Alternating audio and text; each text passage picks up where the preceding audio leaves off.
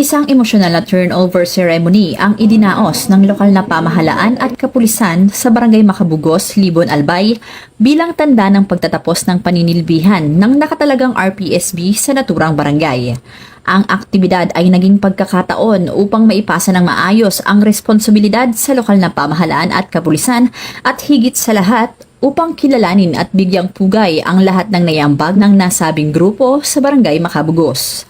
Ang RPSB Team Macabugos sa ilalim ng First Albay Provincial Mobile Force Company ay namalagi ng halos isang taon sa naturang barangay. Naging katuwang ng mga taga Macabugos ang RPSB hindi lamang sa pagpapatupad ng batas, kundi pati sa pagtuturo ng malasakit, pagbibigay ng gabay at pagbubukas ng tiwala sa pagitan ng komunidad at kapulisan. Maraming proyekto, tulong at aktibidad ang kanilang naisagawa na nagdulot ng kapayapaan at kaayusan sa barangay.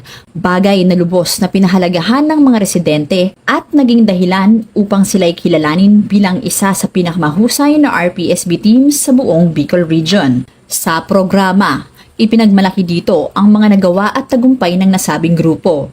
Kasunod nito, ilang community leaders at residente ang nagbahagi ng kanilang testimonya na puno ng emosyon at pasasalamat. Aniya, ang RPSB Macabugos ay hindi lamang pulis para sa kanila. Tinuturing nila itong pamilya kung saan sa bawat suliranin, RPSB Macabugos ang kanilang naging katuwang. Sa pagtatapos ng seremonya, isinagawa ang simpleng handover ng mga proyekto at proposal na iiwan ng grupo, hudyat ng pagpapatuloy ng kanilang mga nasimulang programa.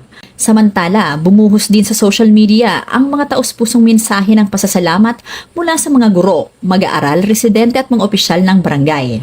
Ipinahayag nila ang kanilang taus-pusong pasasalamat sa grupo na itinuring nilang hindi lamang kaibigan, kundi kapamilya at kaagapay sa bawat oras ng pangangailangan. Binigyan din sila ng isang munting sorpresa ng mga guro at mag-aaral ng Macabugos National High School. Naging emosyonal ang mga tagpo habang inaalala ang pagtutulungan at mga nabuong pagkakaibigan. Patunay kung gaano kalalim ang naging ugnayan ng RPSB sa paaralan at sa buong komunidad ng Macabugos.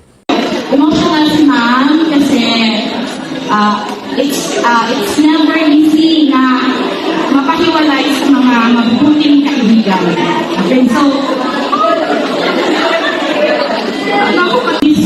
deserve ng RPSB Macabugos ang title na Best RPSB in Albay. Bagamat opisyal nang natapos ang kanilang paninilbihan sa barangay, ang alaala ng kanilang malasakit, serbisyo at pagmamahal ay patuloy na mananatili sa puso at kasaysayan ng mga taga Macabugos.